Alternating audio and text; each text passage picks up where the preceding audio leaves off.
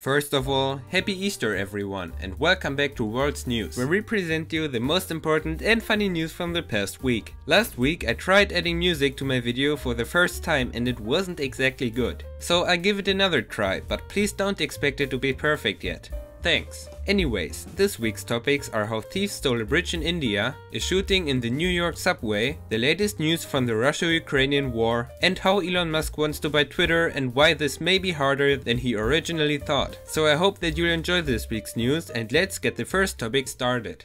How thieves stole a bridge in India. A lot of things get stolen in today's society, from gun packs to cars, and even millions of dollars were stolen in the past. But this is something else. In the Indian city Bihar, 4 or 5 men stole a 60 feet or 18 meters long bridge. On top of that, some of these men were from the state government's irrigation department. So when they arrived in Amiyava village, carrying an earth excavator and gas cutting torches, local villagers were happy because they thought that they would start working on an old disused bridge.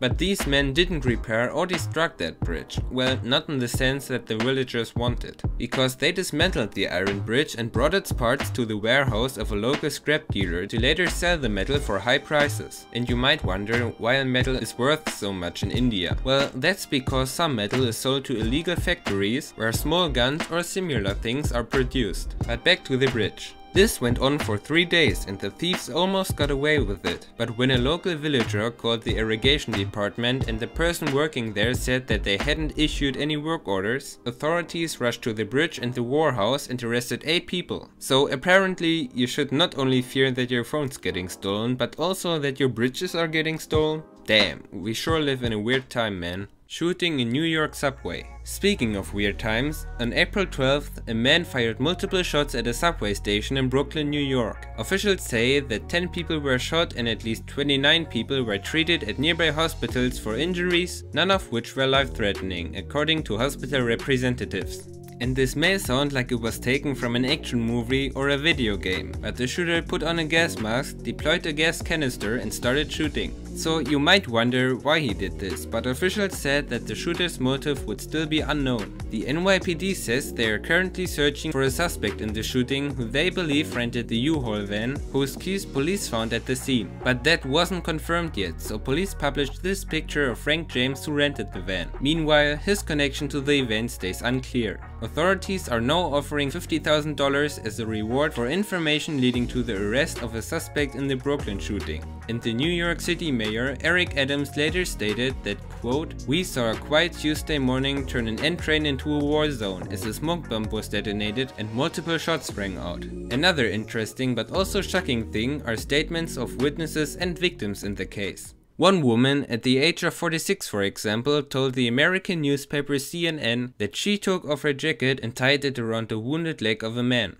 She also said that you couldn't see anything, but you could feel it. You could feel the bodies. Apart from that, she said, quote, "I literally dodged many bullets today. That's huge. That's a big thing to digest." Which is understandable, because how many people can say that they survived the shooting by dodging bullets? But for real, I can't stress enough that violence should never be the answer.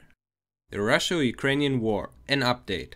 But as we see in the Russo-Ukrainian war, some people just don't listen, so they need to be stopped, like the Russian President Vladimir Putin for example. His war is still going on and Russian soldiers keep committing war crimes in Ukraine. I've read many statements about the rape and killing of Ukrainian citizens, but I won't really go into detail there, since that is just cruel and I don't wanna traumatize my viewers any more than other news about that war already do. If you still want to learn more about Russian war crimes though, I can recommend the Twitter account of Ukrainian journalist Anastasia Lapatina. But this week's war content is about other things, like the arrest of Viktor Medvedchuk. A few days ago, Ukrainian President Volodymyr Zelensky announced that secret services had captured Viktor Medvedchuk. He is said to be one of Putin's closest friends in Ukraine and had been on the run ever since the war started. On top of that, he wore a Ukrainian military uniform to blend in so he wouldn't be caught. But it seems like that didn't work out that well. Apart from that, the Ukrainian city Kharkiv remains under attack as Russian troops try to take it under control. Here you can see a cluster bomb being used to attack the city. And there were rumors of chemical weapons being used in Mariupol. But that couldn't be confirmed yet, and yes, of course the Russians denied the use of chemical weapons, but even military experts from other countries couldn't confirm the use of these weapons in Ukraine.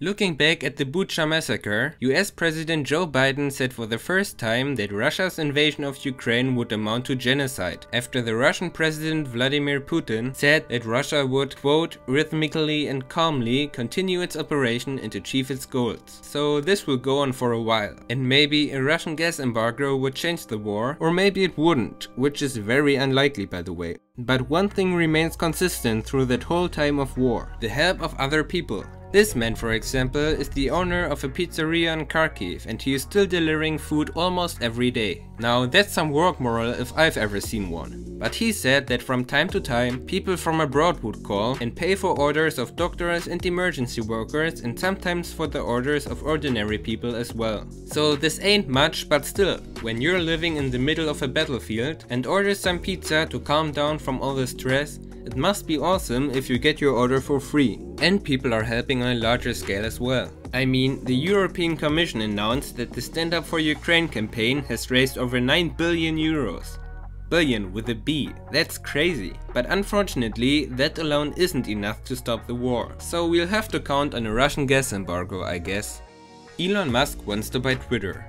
We've talked about Elon Musk in the past, when his jet was first traced by a Twitter bot, but this thing is much bigger. After he revealed that he owns around 9% of all Twitter shares, he was offered a seat in the Twitter board, which he refused. Now Elon Musk announced that he wants to buy Twitter entirely. Now you may be asking yourself how much a social media platform like Twitter would cost and how its value is determined. So Elon Musk's offer to the current owners of Twitter, which is the Twitter board and shareholders, is to pay $54.20 per Twitter stock. That would be a total of approximately $43 billion. And when I heard this, I thought about if this trade is actually worth it. But the man himself said that his motivation wouldn't be of an economical nature. Elon Musk said that he could technically afford it. And he said, quote, "But this is not a way to sort of make money. I don't care about the economics at all." He wants to take the company over because he doesn't like the influence that the currently biggest investor in Twitter has on the board and the platform in general. And according to Musk, he wants to prevent censorship as far as possible, and he stated that an objective social media platform like Twitter would be essential for this society's future. He also said that this would be his best and final offer, but it seems like the Twitter board didn't like these hostile acquisition bids. So they adopted the poison pill. That basically means that even if Elon Musk bought the platform by buying all its shares, he still wouldn't really own Twitter in a sense of ruling over it, because the Twitter board would still be the force to make all decisions. That bought them time to analyze Musk's offer and to negotiate any deal they want without the possibility of a hostile takeover. Oh, and a hostile takeover basically is a takeover of a company against the wishes of the current management, which is achieved by going directly to the target company's shareholders, for example. Now, these were many complicated words, but I hope you understood most of it and now have a better understanding of that matter. But this stays interesting as Musk is getting a competitor in his bidding battle for Twitter. And I'm sure that we'll hear about this soon. These were the most important and funny news from the past week. If you've got any suggestions on topics that we missed out on, feel free to let us know in the comments, and once you're down there, you might as well consider liking and subscribing, since that would help us out more than you can imagine. But now to this week's bonus fact. So today I told you that the Ukrainian oligarch Viktor Medvedchuk was arrested because he is one of Putin's best friends in Ukraine and therefore supports his actions. But I didn't tell you that Putin actually is the godfather of Medvedchuk's youngest child. So they're even closer than you might have thought.